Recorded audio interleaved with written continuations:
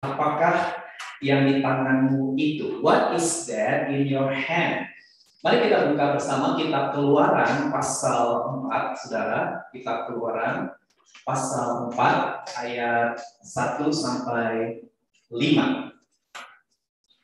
Saya mengajak kita baca bersama-sama 5 ayat, Saudara ya. Kitab Keluaran pasal 4 ayat 1 sampai 5. Mari kita baca bersama. Lalu sahut Musa, bagaimana jika mereka tidak percaya kepadaku dan tidak mendengarkan perkataanku, melainkan berkata, Tuhan tidak menampakkan diri kepadamu. Tuhan berfirman kepadanya, apakah yang di tanganmu itu? Jawab Musa, tongkat. Firman Tuhan, lemparkanlah itu ke tanah. Dan ketika dilemparkannya ke tanah, maka tongkat itu menjadi ular. Sehingga Musa lari meninggalkannya. Tapi firman Tuhan kepada Musa, ulurkanlah tanganmu dan peganglah ekornya. Musa mengulurkan tangannya, ditangkapnya ular itu lalu menjadi tongkat di tangannya, supaya mereka percaya bahwa Tuhan Allah nenek moyang mereka, Allah Abraham, Allah Ishak, Allah Yakub telah menampakkan diri kepada. Amin. Nah, saudara dikasih Tuhan, pada saat kita membaca kitab Keluaran pasal 3 dan pasal 4, ya, nanti saya ajak saudara untuk membaca di rumah pasal 3 dan pasal 4 ya, karena hari ini kita ada sedikit saja bagian dari percakapan Tuhan dengan Musa. Kalau kita lihat Keluaran pasal 3 dan 4, saudara, itu merupakan kisah awal di mana Tuhan memanggil Musa untuk pertama kalinya. Ya, di dalam perjumpaan pertama kali antara Tuhan dengan Musa, dituliskan, saudara, bahwa Musa itu adalah seorang yang penuh dengan keraguan dan ketakutan. Ya, itu sebabnya Musa tidak langsung mau menerima panggilan Tuhan atas dirinya. Kalau kita baca Keluaran pasal 3 dan pasal 4, saudara, Musa itu 5 kali mencoba untuk bernegosiasi dengan Tuhan supaya Tuhan tidak jadi memutus dirinya, saudara ya. Saya coba secara cepat saja. Yang pertama negosiasinya di Keluaran 3 ayat 10 sampai 11 ya, ketika Tuhan bilang, aku mengutus kamu kepada Firaun untuk membawa keluar umatku dari Mesir. Lihat jawaban Musa ayat 11, siapakah aku ini? Maka aku yang menghadap Firaun dan membawa orang Israel. Jadi Musa mempertanyakan ya pilihan Tuhan atas dirinya. Dan Tuhan jawab di ayat 12, aku akan menyertai engkau, saudara. Tapi Musa masih ngeyel ya. Yang kedua kita lihat di ayat 13, saudara ya. Musa di sini bertanya tentang identitas Tuhan atau jati diri Tuhan. Dikatakan nanti kalau orang Israel tanya dan mereka bertanya bagaimana tentang namanya, apa yang harus dijawab kepada mereka. Dan kita tahu Tuhan menjawab Musa dengan sebuah kalimat yang sangat terkenal ya. Tuhan bilang, aku adalah aku. Katakan kepada orang Israel bahwa akulah aku yang akan mengutus Musa kepada orang-orang Israel. Nah yang ketiga, saudara, di Keluaran 4 ayat 1, Musa bertanya lagi sama Tuhan yang tadi kita baca ya. Dan ini yang akan kita bahas di khotbah ini, saudara. Lalu yang keempat, saudara, di Keluaran pasal 4 ayat 10, Musa masih ngeyel sama Tuhan. Dan dia mencoba memberikan alasan yang kuat untuk menolak panggilan Tuhan. Musa bilang gini, Tuhan, aku ini gak pandai bicara, dahulu pun tidak, saat sejak kau berfirman kepada hamba-Mu pun tidak, sebab aku berat mulut dan berat lidah. Dan Tuhan jawab Musa, saudara, di ayat 12, Tuhan bilang, aku akan menyertai lidahmu dan mengajar engkau apa yang harus kau katakan. Dan yang kelima, menurut saya perkataan Musa ini terdengar kurang ajar kepada Tuhan ya. Yang kelima, Musa bilang begini, Tuhan, kiranya utuslah siapa saja yang patut kau utus. 5 kali, saudara. Nah, sudah dikasih Tuhan, dari seluruh interaksi percakapan antara Musa dengan Tuhan ini, kita bisa melihat bahwa Musa itu adalah seorang yang keras kepala, seorang yang ngeyel, seorang yang menyebalkan dan menjengkelkan. Tapi yang menarik, Allah sangat sabar ya terhadap Musa, saudara. Dalam percakapan antara Allah dengan Musa, sebenarnya Allah sudah memperlihatkan dan menyatakan kuasanya yang dahsyat. Kalau sudah tahu, pertama kali Tuhan mendatangi Musa itu udah spektakuler, saudara. Karena Tuhan hadir menampakkan diri dalam nyala api di semak duri yang tidak terbakar. Itu kan sebenarnya udah keren banget gitu. Harusnya Musa langsung yes, ini pasti bisa gitu. Karena jelas di depan mata Musa secara fisik Tuhan menampakkan diri. Tapi ternyata enggak, saudara. Musa tetap aja dipenuhi dengan keraguan dan ketakutan. Dan Allah harus terus bersabar kepada Musa dan menggunakan berbagai cara, saudara, untuk menyiapkan hati Musa, untuk menguatkan hati Musa. Dan saya percaya demikian juga terhadap setiap kita. Saya percaya bahwa Tuhan memanggil setiap kita itu tidak pernah terjadi secara kebetulan. Amin. Tuhan tidak pernah salah dalam memilih setiap kita. Amin. Dan pada saat Tuhan memanggil kita untuk sebuah tugas pelayanan, maka saudara, Tuhan itu tidak pernah keliru. Dia tahu persis ya bahwa kita adalah orang-orang pilihan yang bisa dipercaya untuk mengemban tugas atau misi melayani. Saudara, itu sepanjang bulan ini yang akan kita uraikan, juga akan kita diskusikan nanti di setiap pool. Ya, saya mengajak saudara belum ikut Community of Love untuk ikut supaya saudara bisa curhat, diskusi, ya, didoakan dan lain sebagainya. Dan saudara bisa dikembangkan lebih personal ya di dalam komunitas dibandingkan di Sunday service seperti ini. Nah, saudara dikasih Tuhan, kita akan renungkan itu sepanjang bulan ini. Nah, saudara, hari ini saya mengajak kita untuk secara khusus mengamati percakapan di Keluaran pasal 4 ayat 2 tadi yang sudah kita baca. Ketika Tuhan bertanya, apakah yang ada di tanganmu itu, ya. Dan hari ini saya mengajak kita untuk merenungkan dua pelajaran yang sangat indah dari pertanyaan Tuhan itu, ya. Dari pertanyaan apakah yang ada di tangan itu, ada dua pelajaran yang sangat indah yang bisa kita pelajari, saudara. Dan saya mengajak kita menyiapkan catatan kita karena kita mau serius ya merenungkan firman Tuhan. Kita mencatat itu artinya kita menghormati firman dan kita mau melakukan firman. Dan saya percaya kita semua mau bertumbuh dewasa menjadi serupa dengan Yesus. Amin.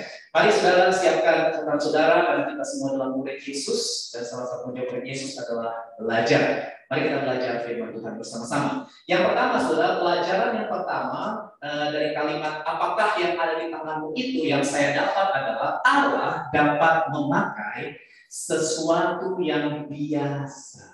Mari katakan bersama saya 2, 3. Allah dapat memakai sesuatu yang biasa-biasa saja. Ya, Allah sanggup memakai sesuatu yang biasa-biasa saja. Nah, kalau saudara lihat percakapan tadi ketika Tuhan bertanya apakah yang ada di tanganmu itu, jawab Musa apa saudara? Tongkat. Nah, saudara, tongkat ini adalah tongkat kayu yang dipakai oleh Musa pada saat dia menggembalakan ternak, ya, menggembalakan kambing domba. Tongkat ini adalah benda yang sangat sederhana, bukan benda mewah, bukan benda mahal, bukan benda yang spesial dan istimewa, saudara. Tongkat ini tidak terbuat dari logam mulia, ya, seperti emas. Tongkat ini juga tidak ada batu permata yang berharga. Tongkat Musa ini adalah tongkat yang sederhana, tongkat yang biasa, dan mungkin tidak ada harganya, ataupun kalau ada harganya sangat amat murah. Dan tongkat kayu ini mungkin memang sudah digunakan oleh Musa selama 40 tahun menggembalakan kambing domba atau ternak dari mertua. Jadi sebuah tongkat yang kalau saya boleh imajinasikan, sebuah tongkat yang tua, yang kotor, yang jelek, yang gak bagus, saudara ya. Tapi menarik karena Allah sengaja memakai tongkat itu untuk mendemonstrasikan kuasanya. Dari tongkat yang biasa menjadi seekor ular yang berbahaya, saudara. Sampai tadi kalau kita lihat di ayat yang ketiga, dikatakan Musa sampai lari, saudara, meninggalkannya. Karena tongkatnya berubah jadi ular, saudara. Dan hibrid, saudara ya. Jadi itu merupakan sesuatu yang spektakuler yang Tuhan demonstrasikan kepada Musa. Tuhan sanggup mengubah tongkat yang simple menjadi ular yang powerful powerful, saudara dikasih Tuhan. Dan saya percaya ini juga yang menjadi kehendak Tuhan buat setiap kita. Kalau sudah baca kisah Musa selanjutnya bersama dengan tongkat itu, saudara, maka kita tahu bahwa tongkat itu bukan hanya dipakai oleh Allah pada saat itu saja. Ya, tongkat itu menjadi semacam instrumen Allah untuk melakukan perkara-perkara yang ajaib, saudara ya. Saya bacakan ya saudara, tongkat Musa itu ya, tongkat yang sama menjadi ular yang berbahaya di hadapan Firaun. Tongkat itu juga yang mendatangkan beberapa tulah yang menghantam orang-orang Mesir. Tongkat itu juga ketika dipukulkan ke sungai Nil, sungai itu berubah menjadi merah seperti darah. Tongkat yang sama itu juga berperang ketika bangsa Israel mengalahkan bangsa Amalek. Tongkat yang sama ketika diulurkan ke laut, laut terbelah menjadi dua, saudara. Dan tongkat yang sama ketika dilemparkan ke sebuah kolam yang airnya pahit, air itu menjadi tawar. Ini adalah catatan-catatan mujizat yang Allah kerjakan melalui tongkat yang dimiliki oleh Musa itu, saudara. Dan yang menarik, menurut saya ini menarik, saudara ya. Di Keluaran pasal 4 ayat 20, saya baca ya buat saudara. Ini mungkin sederhana, tapi buat saya ini menarik. Dikatakan gini, kemudian Musa mengajak istri dan anaknya lelaki, lalu menaikkan mereka ke atas keledai dan yang kembali ke tanah Mesir. Dan apa saudara? Tongkat Allah itu dipegangnya di tangannya. Saudara, tongkat ini tidak lagi disebut sebagai tongkat Musa, tapi tongkat itu disebut sebagai tongkat Allah. Tongkat milik kepunyaan Allah. Saudara, dari tongkat yang biasa, dari tongkat yang tua, yang kotor, yang tidak berharga, menjadi tongkat milik kepunyaan Allah yang maha besar, maha kuasa, dan maha mulia. Wow, menurut saya ini sebuah pelajaran yang sangat penting. Kalau kita lihat dari ayat ini, saudara, seolah-olah Tuhan itu sedang meminjamkan tongkatnya kepada Musa untuk menyatakan, memperagakan, dan mendemonstrasikan kuasanya dalam perjuangan dan pelayanan hidup Musa. Catatan-catatan yang tadi saya sebutkan kepada saudara. Nah, saudara, apa yang bisa kita pelajari dari uraian ini, saudara? Saya percaya, saudara, bahwa Tuhan itu memang Tuhan yang sanggup memakai segala hal, termasuk hal-hal yang kita anggap remeh, hal-hal yang kita anggap sepele, yang biasa, yang nggak berharga di mata orang, yang nggak bernilai di mata manusia. Ya, mungkin orang menganggap dengan sebelah mata pun. Kalau Tuhan sudah sanggup, kalau Tuhan sudah berkenan, maka tidak ada yang mustahil bagi Tuhan. Amin. Tuhan bisa menggunakan segala hal. Ada lagunya kan, Allah sanggup melakukan segala perkara, dulu, sekarang, dan selamanya. Kuasanya tidak berubah. Amin, saudara. Allah kita adalah Allah yang sanggup memakai hal-hal yang mungkin sederhana, hal-hal yang biasa-biasa saja yang ada dalam hidup kita. Kalau itu di tangan Tuhan, itu akan menjadi sebuah hal yang ajaib dan penuh dengan mujizat. Saudara, dan kita bisa lihat catatan Alkitab bahwa ada hal-hal yang seperti itu yang Tuhan kerjakan, saudara. Ya, ketika Goliat menantang orang-orang Israel, dan semua orang Israel ketakutan, tidak ada yang berani menghadapi Goliat. Ada seorang bernama Daud, saudara, mengalahkan Goliat dengan hal yang sederhana, hanya dengan sebuah ketapel dan 5 butir batu kali yang kecil, saudara.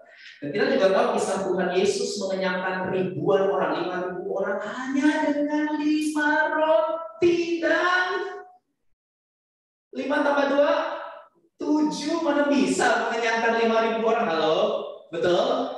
Iya kan? Ada seorang anak kecil yang generous, yang murah hati, ya, yang menyerahkan kepada Yesus. Mungkin kita kalau jadi murid-murid Yesus waktu itu melihat ada 5.000 orang kelaparan, lalu anak kecil ini bawa 5 roti, 2 ikan, kita mungkin agak gimana gitu ya, nih anak 5 tambah 2 itu 7, kita butuh 5.000, tahu ya, ini saya coba berimajinasi, itu hal yang kecil yang bisa nggak saudara 5 roti 2 ikan mengenyangkan ribuan orang? Halo, pakai matematika bisa? Nggak bisa, itu sangat kecil sekali nilainya, tapi toh anak itu tetap persembahkan, toh dia tidak pasif, dia tetap memberi kepada Yesus. dan dia memberi kepada orang yang lemah. Karena di tangan Yesus 5 roti 2 ikan sanggup dimultiplikasi untuk memberi makan 5.000 orang, saudara. Hal yang sepele, hal yang sederhana, hal yang biasa-biasa saja. Pertanyaannya sekarang, apakah yang ada di tangan saudara? Ya, Yesus berkata, oh saya nggak punya sesuatu yang spektakuler. Ya memang Tuhan juga nggak cari yang spektakuler. Yang Tuhan cari adalah hatimu. Maukah kau mempersembahkan sesuatu yang ada di dalam diri saudara untuk dipakai bagi kemuliaan Tuhan? Sesuatu itu bisa apa saja, bakat kita, kepribadian kita, pengalaman kita, pekerjaan kita, tenaga kita, waktu kita, uang kita, kehadiran kita, hal yang sederhana, telinga kita untuk mendengarkan. Banyak hal, saudara, yang kelihatannya simpel, tidak spektakuler, tapi kalau saudara sudah persembahkan itu di hadapan Tuhan Allah, maka sesuatu yang kecil bisa mengerjakan sebuah dampak yang besar. Katakan amin. Bilang sama kanan kiri, jangan pernah meremehkan hal yang kecil. Jangan pernah meremehkan hal-hal yang biasa, yang sederhana. Amin. Karena kita punya Tuhan yang sanggup melakukan segala perkara. Hati kita yang Tuhan cari, ya, hati yang mau mempersembahkan kepada Tuhan apa yang kita miliki. Ini aku, semua milikku, ku serahkan padamu Tuhan. Nah, itu saudara, ya. Tuhan cari hari-hari ini orang-orang yang punya hati untuk kemuliaan Tuhan. Yang pertama kita belajar Allah dapat memakai sesuatu yang biasa. Dan yang kedua, yang terakhir, saudara, ya, kita bisa belajar bahwa Allah dapat memakai seseorang yang biasa-biasa saja. Yuk kita katakan bersama 2-3. Allah dapat memakai seseorang yang biasa. Nah, saudara, kalau saudara lihat catatan Keluaran pasal 3 ayat 1a, di situ dikatakan Musa biasa menggembalakan kambing domba. Yitro, ya, mertuanya Imam di Midian. Nah, saya coba jelasin ya latar belakangnya. Jadi pada zaman itu, ya, sekali lagi saya ulangi, pada zaman itu, ya, profesi sebagai gembala itu merupakan profesi yang sangat rendah dan tidak disukai oleh orang-orang. Jadi orang-orang nggak mau punya profesi sebagai gembala, karena waktu itu, ya, pada zaman itu, saudara, gembala itu dianggap sebagai orang yang punya karakter yang kasar dan suka bohong. Ya, pada waktu itu, ya, pada waktu itu. Jadi nggak ada yang mau, saudara, temenan sama gembala, kecuali para gembala itu sendiri, ya. Artinya dijauhi orang, saudara, ya. Nggak dianggap kalau orang itu kerja sebagai gembala ternak di zaman itu nggak dianggap, saudara, sama orang-orang, dijauhi sama orang-orang. Nah, Musa ini dicatat sebagai gembala ternak, saudara, untuk mertuanya. Jadi Musa bukan pengusaha. Musa juga bukan pemilik ternak tersebut, saudara. Dia bukan orang kaya. Dia hanya karyawan, pegawai atau bawahan dari mertuanya sendiri, saudara. Musa adalah orang yang biasa-biasa saja. Memang 40 tahun pertama Musa punya masa lalu yang membanggakan. Iya betul, sudah tahu kisahnya kan?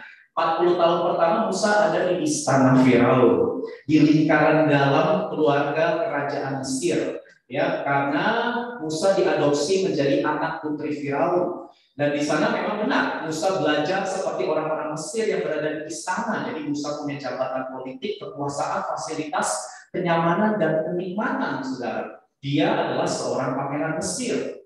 40 tahun pertama Musa berkata, I am something, ya, saya punya jabatan, kuasa politik, saya punya kenikmatan, kenyamanan, fasilitas, ya, sebagai pangeran Mesir, betul, saudara. Tapi kita tahu Musa mengalami kasus, kan, ya, dia bunuh salah satu tentara Mesir karena menganiaya bangsa Israel. Ada orang Israel yang dianiaya lalu dia bunuh, saudara, dan itu jadi sebuah masalah ketika dia membela bangsanya. Dia harus meninggalkan istana Firaun, dia harus check out, saudara, karena Firaun berencana untuk membunuh Musa, ya, karena orang Mesir itu bunuh satu orang Ibrani atau satu orang Israel, lalu Musa jadi kasus saudara karena membela.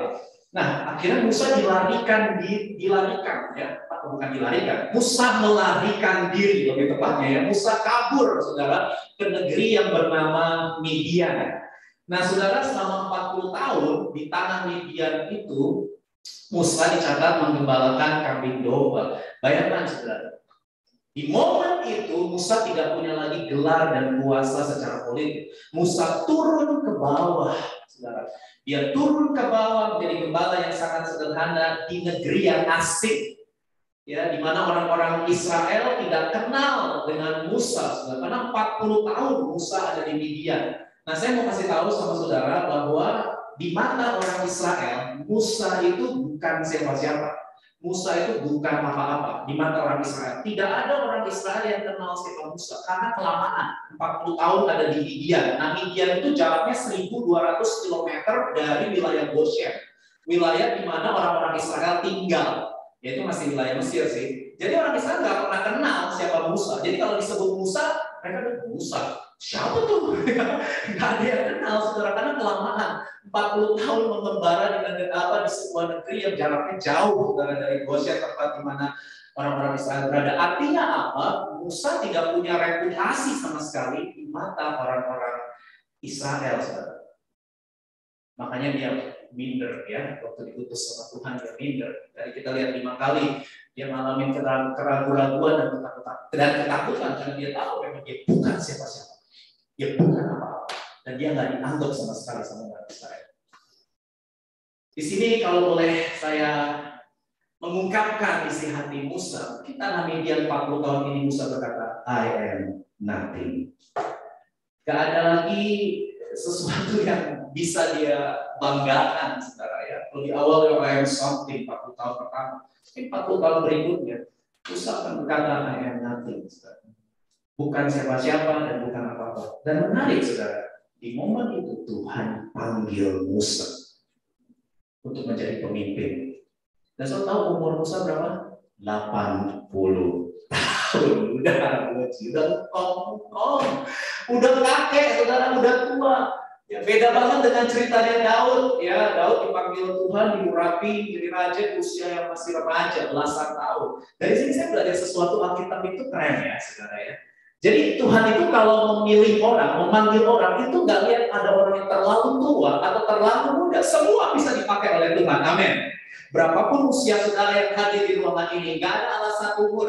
Karena berapapun usia saudara, kalau saudara persembahkan hidupmu kepada Tuhan, maka Tuhan bisa pakai untuk kemuliaan namanya. Dan Tuhan melihat respon hati saudara Musa. Akhirnya merespon, kita tahu 40 tahun berikutnya Musa membawa bangsa Israel keluar dari perbudakan Mesir dan membawa bangsa Israel menjalani perjalanan menuju tanah perjanjian, meskipun bukan Musa yang masuk ke tanah perjanjian. Tapi menurut saya waktu dia jadi pemimpin bangsa Israel, dia berkata God is everything. Dia tahu bahwa hidup bukan tentang dirinya lagi, tapi hidup ini adalah dari dia, oleh dia, dan bagi dialah kemuliaan sampai selama-lamanya. Dan saya percaya hal ini juga yang terjadi pada setiap saudara dan saya. Amin. Pada saat kita menerima Yesus sebagai Tuhan dan Juru Selamat secara pribadi, kita menggunakan paradigma yang baru. Dan hidup baru, paradigma baru, cara berpikir baru. Ya, kita tahu bahwa kita adalah ciptaan yang baru. Yang lama sudah berlalu. Amin. Sesungguhnya yang baru itu sudah datang. Saudara, ketika kita menerima Kristus, kita lahir baru. Kita tahu bahwa hidup kita bukan milik kita lagi. Hidupku bukannya aku lagi. Ya, sebab telah dibeli, telah ditebus dengan darah yang mahal. Bahwa kita bukan milik kita sendiri, tapi kita adalah milik kepunyaan Tuhan. Amin. Dan yang Tuhan mau melihat kesediaan hati kita untuk ikut ambil bagian dalam ceritanya Tuhan. Bukan ceritanya kita. Karena hidup ini adalah tentang Tuhan dan bagi Tuhan. Kemuliaan sampai selama-lamanya. Dan tidak semua orang bisa ikut ambil bagian dalam ceritanya Tuhan. Bersyukur kalau saudara ada di tempat ini, saudara sudah lahir baru, terima Yesus, jadi murid-murid Yesus. Bilang sama kanan kiri, kamu ada dalam ceritanya Tuhan. Amin. Setiap saudara ada dalam cerita besar dari Allah Sang Pencipta langit dan bumi. Amin. Dan betapa hati kita sangat mengucap syukur Karena kita adalah orang yang biasa, bahkan kita orang berdosa, yang tidak layak dan tidak pantas setelah ikut ambil bagian dalam cerita kekudusan Tuhan. Tapi karena kita cinta sama Tuhan, kita mau bilang, God is everything. Kaulah segalanya di dalam hidupku, kerajaanmu, kebenaranmu, itu bagianku. Kita mau ambil bagian dalam cerita kerajaannya, kemuliaannya, saudara ya, kebenarannya. Nah, kita bersyukur sekali karena kalau kita lihat saudara, siapa kita? Tapi Tuhan pilih kita, Tuhan pakai kita, dan Tuhan perlengkapi kita. Seperti tema di bulan ini, dipanggil dan diperlengkapi untuk melayani. Saudara, dalam hidup ini kita bisa saja meremehkan orang ya. Mungkin saudara lihat kanan kiri ya, karena memang manusia itu kan selalu melihat rupa ya. Manusia itu melihat apa yang kelihatan, tapi Tuhan melihat hati, saudara ya. Mungkin saudara bisa saja meremehkan orang, saudara melihat orang langsung gitu, mandang sebelah mata ya. Karena yang kita tanya biasanya sama orang, kerja di mana, kuliah di mana, gajinya berapa, punya rumah belum, asetnya belum, itu. Biasanya pertanyaan kita tuh seputar itu ya. Tapi saudara, dengar baik-baik ya, itu manusia. Tapi mata Tuhan selalu melihat hati. Mungkin di mata manusia kita bukan siapa-siapa. Kita bukan apa-apa di mata orang. Dan mungkin orang-orang meremehkan kita. Bukan hanya kita meremehkan orang, tapi orang juga meremehkan kita. Saya nggak tahu. Apakah ada saudara yang pernah mengalami dibully? Ya, saya pernah, saudara. Ya, saya juga sering cerita. Saya pernah dibully. Biasanya memang ada aja kasus-kasusnya di SD, di SMP. Ya. Ada aja orang-orang yang ngebully ya, saudara ya. Ada orang-orang yang teraniaya gitu. Dan saya masuk dalam golongan yang teraniaya itu. Aduh, rasanya sakit ya, direndahkan, diremehkan, dijelek-jelekin, dikasih stigma-stigma kata-kata yang ada ya, saudara. Ya, menyakitkan, saya dipandang sangat rendah sama orang dan lain sebagainya. Ya, tapi kalaupun itu terjadi, saudara, kita tahu bahwa hidup kita ada dalam tangan Tuhan yang mulia. Amin. Hidup kita bukan berdasarkan pengakuan orang, hidup kita bukan berdasarkan penilaian orang, tapi hidup karena firman Tuhan. Amin. Aku berharga karena firman Tuhan. Amin. Ya, saudara, kita harus bisa realistis bahwa di dunia ini kita bisa berhadapan dengan para pencemooh ya. Saya berdoa bukan kita yang menjadi pencemoohnya, saudara ya. Tapi kita bisa berhadapan dengan para pencemooh yang mungkin meremehkan. Tapi saudara harus tahu bahwa di dalam Tuhan, saudara, Tuhan bisa mengubah sesuatu yang biasa saja menjadi sesuatu yang bernilai dan berharga. Jangan pernah meremehkan Tuhan, karena Dia bisa memakai saudara dan saya untuk menggenapi rencananya buat dunia ini. Tuhan tidak cari orang yang mampu, Tuhan cari orang yang mau. Tuhan tidak cari orang yang bisa, Tuhan cari orang yang bersedia. Karena kemampuan dan kebisaan itu datangnya dari Tuhan. Yang Tuhan mau adalah kemauan. Yesus kebenaranmu adalah, ya tadi lagu yang kita nyanyikan, adalah pilihanku. Saya berdoa sebelum sudah keluar dari ruangan ini, sudah ambil komitmen. Amin. Saudara, jangan keluar dari ruangan ibadah tanpa sebuah keputusan. Karena Tuhan sangat menghormati keputusan pribadi kita, saudara. Ya, Dia telah melakukan segala-galanya. Dan saya percaya hari ini kita mau ambil sebuah keputusan, ambil sebuah komitmen untuk meresponi cinta Tuhan dalam hidup kita. Nah, saudara, saya akan segera akhiri firman Tuhan ini. Saya mau ajak saudara melihat Ibrani pasal 3, saudara ya, ayat 1 sampai 3. Dalam surat Ibrani 3 dituliskan bahwa Yesus Kristus itu jauh lebih keren daripada Musa. Ya, Yesus Kristus itu jauh lebih mulia, jauh lebih sempurna daripada Musa. Saudara, yuk kita baca ya, Ibrani 3 ayat 1 sampai 3. Sebab itu, hai saudara-saudara yang kudus, yang mendapat bagian dalam panggilan surgawi, pandanglah kepada rasul dan imam besar yang kita akui, yaitu Yesus, yang setia kepada Dia, yang telah menetapkannya, Dia itu Bapa ya, Bapa di surga. Sebagaimana Musa setia. Wow. Dalam segenap rumahnya, ayat 3. Sebab Ia, Yesus, dipandang layak mendapat kemuliaan yang lebih besar daripada Musa. Sama seperti ahli bangunan lebih dihormati daripada rumah yang dibangunnya.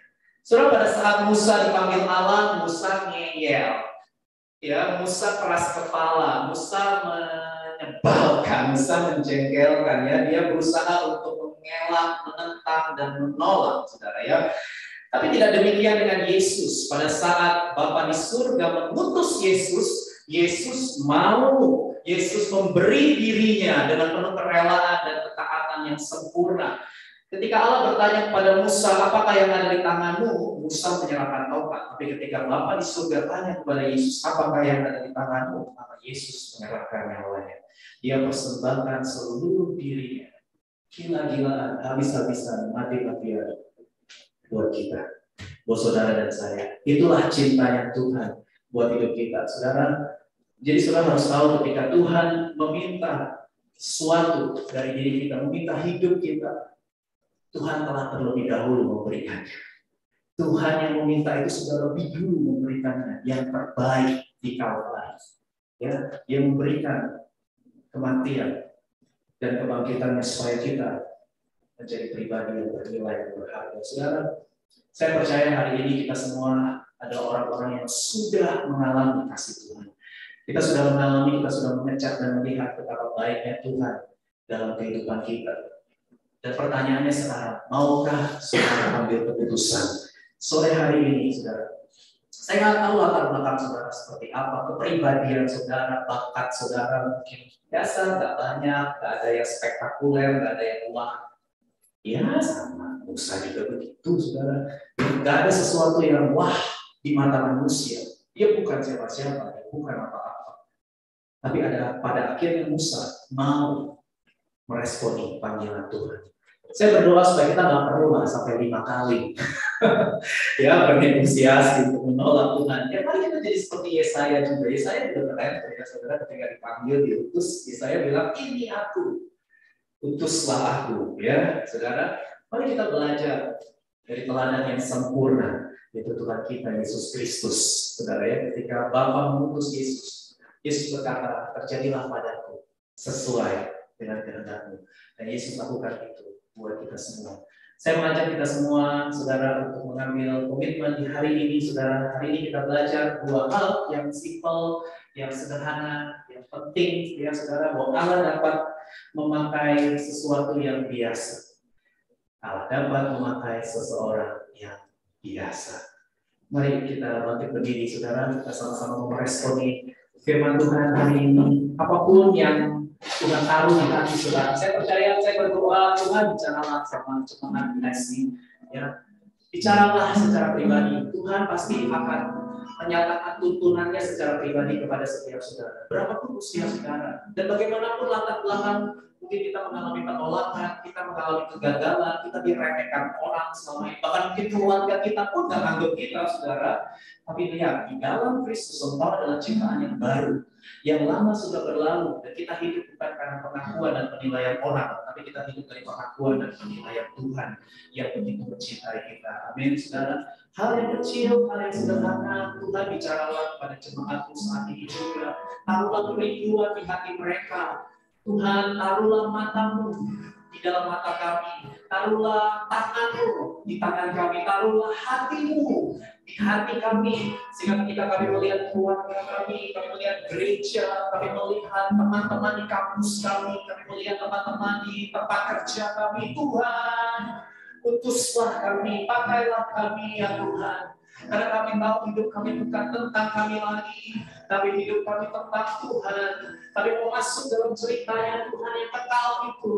Kami mau masuk dalam cerita Tuhan yang mulia itu. Ya Tuhan, berbicaralah kepada jemaat saat ini juga Roh Kudus. Saudara, bukan hatimu, Tuhan pasti akan menyatakan kerinduannya. Yang panggil kita untuk sebuah tugas yang mulia, supaya kita boleh memuliakan Dia, supaya kita boleh jadi berkat bagi keluarga kita, jadi berkat bagi teman-teman di kampus kita, teman-teman di tempat kerja kita, bagi orang-orang yang ada di sekitar kita. Saudara, ada mengenal mereka mereka tidak secara kebetulan. Saudara, ditaruh Tuhan di situ, di keluargamu, di kampusmu, di tempat kerjamu, tidak ada yang kebetulan, tidak random, saudara. Tuhan pilih saudara di situ untuk sebuah misi, untuk sebuah tugas, untuk membawa nama Tuhan yang mulia itu boleh dipuji melalui kehidupan kita, menjadi kesaksian buat setiap mereka. Maukah saudara hari ini katakan, Tuhan, Kaulah segalanya dalam hidup kami. Pakailah hidup kami persembahkan kepadamu. Haleluya. Kaulah segalanya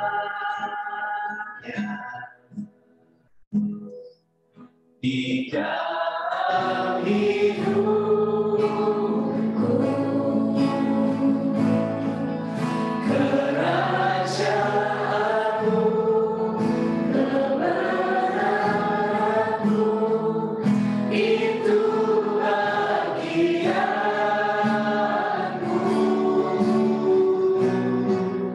Kaulah yang ku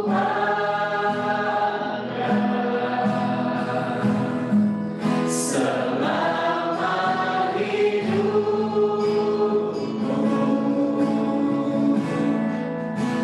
mengasihimu, memuliakanmu, Bapa dan Raja. Berapa banyak dari saudara yang hari ini mau meresponi firman Tuhan? Saudara, hari ini Tuhan pasti bicara kepada setiap kita. Tuhan pasti menyatakan kerinduan dan panggilannya kepada setiap kita. Mana kita sudah ada, kita menjadi milik kepunyaannya. Dan Dia sedang mendewasakan, Dia membentuk, sama seperti Tuhan membentuk Musa, sama seperti Tuhan mendewasakan Musa, sama seperti Tuhan menyiapkan hati Musa. Demikian juga Dia sedang membentuk, mendidik, mendewasakan dan menyiapkan hati kita. Saudara, serahkan hidup, karena Dia Allah yang sanggup melakukan segala perkara bagi kemuliaan kerajaan. Berapa yang sudah berkata, Tuhan, ini aku, utus aku, pakailah hidupku, aku persembahkan bagimu. Bagi saudara yang mau meresponi firman, mari taruh tangan kanan saudara di dada. Saya berdoa, Bapa, Engkau melihat setiap orang yang menaruh tangan kanan mereka di dada. Kami orang-orang yang biasa, sesuatu yang ada dalam hidup kami juga sesuatu yang biasa. Kami gak layak, kami gak pantas, tapi kami bersyukur karena ada anugerah Tuhan yang melayakkan, ada anugerah Tuhan yang membuat kami berharga, bernilai dan mulia, dan itu cukup buat kami. Tuhan, kami mau merayakan anugerah Tuhan bersama dengan keluarga kami, dengan orang-orang di kampus kami, orang-orang di tempat kerja kami, supaya mereka juga boleh kenal Yesus, mereka kenal Tuhan yang sungguh sangat baik buat hidup mereka. Tuhan, urapi kami, pakai kami, perlengkapi kami ya Tuhan. Kerjakan hal yang sederhana, hal-hal yang kecil, tapi kami tahu hal yang kecil, hal yang sederhana, kalau kami bawa tangan Tuhan yang mulia, yang besar, segala perkara dapat kami tanggung. Di dalam Yesus kami melihat mujizat, di dalam Yesus kami melihat perkara-perkara yang ajaib terjadi. Kami mau persembahkan hati kami, hidup kami, segenap pikiran kami, kekuatan kami ya Tuhan. Pakailah Tuhan hidup kami, jangan lewatkan Tuhan, kami tidak mau dilewatkan Tuhan. Kami mau Kau pakai kami Tuhan di hari-hari terakhir ini. Roh Kudus, kami mau katakan bahwa hidup ini bukan tentang kami lagi, tapi hidup ini adalah tentang Tuhan. Bagi saudara yang meresponi, katakan, Kaulah segalanya. Haleluya. Di dalam hidupku, kerajaanmu, kerajaanmu, kebenaranmu, itu bagianku. Kau yang kuandang, Kaulah yang kupandang, selama hidupku. Mengasihimu, mengasihimu, memuliakan, mengasihimu, memuliakanmu.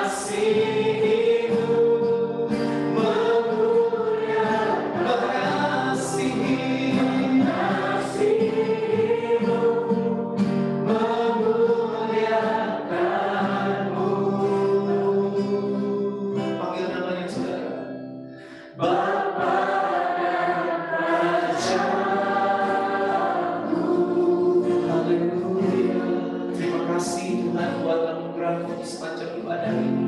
Kami boleh unity memuji menyembah-Mu Tuhan, beri persembahan, merenungkan firman Tuhan. Biarlah ibadah hari ini menjadi persembahan yang hidup, yang kudus dan yang berkenan di hadapan-Mu ya Tuhan. Karena dengan apa kami dapat membalas segala kebaikan, bahkan segala pengabdian, kami tidak pernah bisa membalas kesetiaan Tuhan dalam hidup kami. Tapi kami bersyukur karena Kau memberikan kami kesempatan, Kau memberikan kami waktu dan kepercayaan untuk kami melayani Tuhan. Dan kami mau ambil Tuhan kesempatan itu untuk melayani. Kami mau mencintai Tuhan lebih lagi, kami mengasihi sesama kami lebih lagi, pakai hidup kami jadi saluran berkat Tuhan.